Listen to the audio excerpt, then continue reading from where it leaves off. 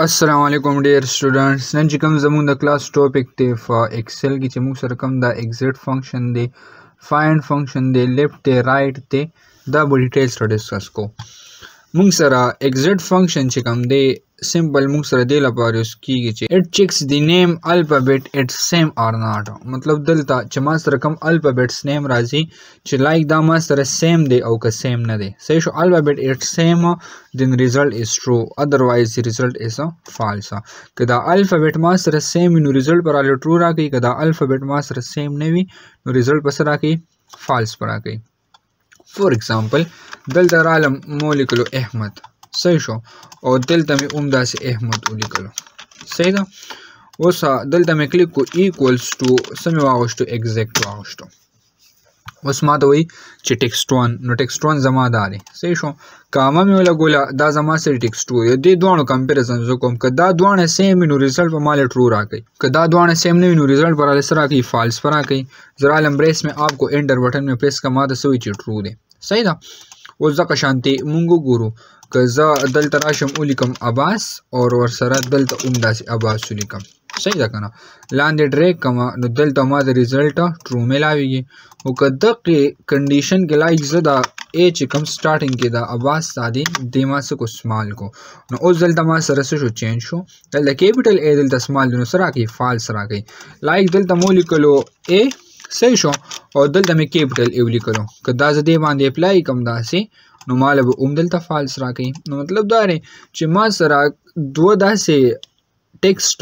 چې هغې فارمیټ سیم وي د هغې چې کوم مطلب ټیکس ما سره راغلی دی فونټ فیملی ده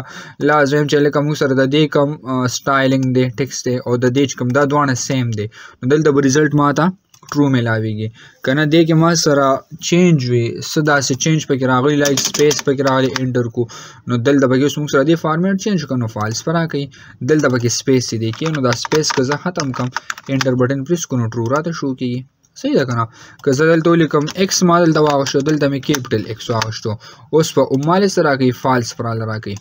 صحیح ده دلته وګورئ فالس شو کوي دا ما سره ځکه ټرو شو کېږي چې دا ټول امټي دی را سره صحیح ده که نه نو دې طریقې سره موږ څه کولی شو دا ایگزیکټ فنکشن یوز کولی شو ها که دلته موږ داسې ټیکسټ پکې لایک ما ای واغوشته دغه شانتې نور داسې ټیکسټ الو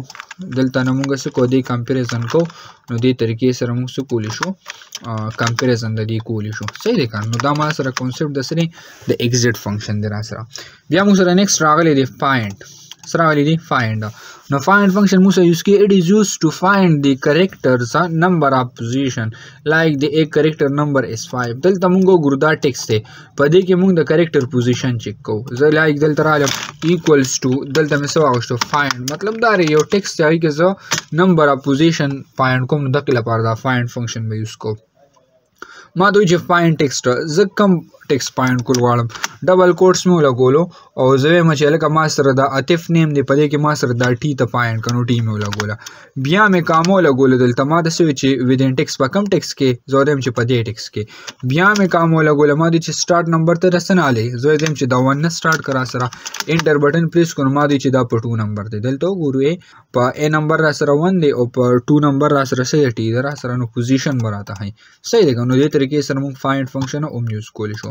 بیا موږ سره لیفت فنکشن راغلی دی نو اټ شو دی لیفت سایډ کریکټر مطلب دا دی چې موږ سره لیفت سایډ ته کم کریکټر دی دی به را سره شو کوي فرست سلیکټ دی سیل اینڈ دین ایٹ دی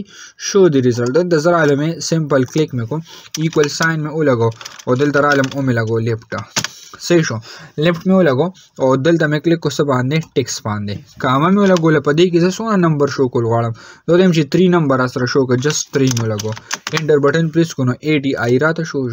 صحیح دا ما سره ټول ټیکس فنکشن دی لاندې ډریک کو نو ټول نه ما سره 3 کریکټر څه کېږي شو کېږي به را سره نو دا سمپل کانسپټ ما سره د سره د ټیکس فنکشنز دی را سره انشاءالله په نیکسټ کلاس کې بیا موږ د دې چې کوم دا نیکسټ فنکشنز دي دا به ډسکس کوو والسلام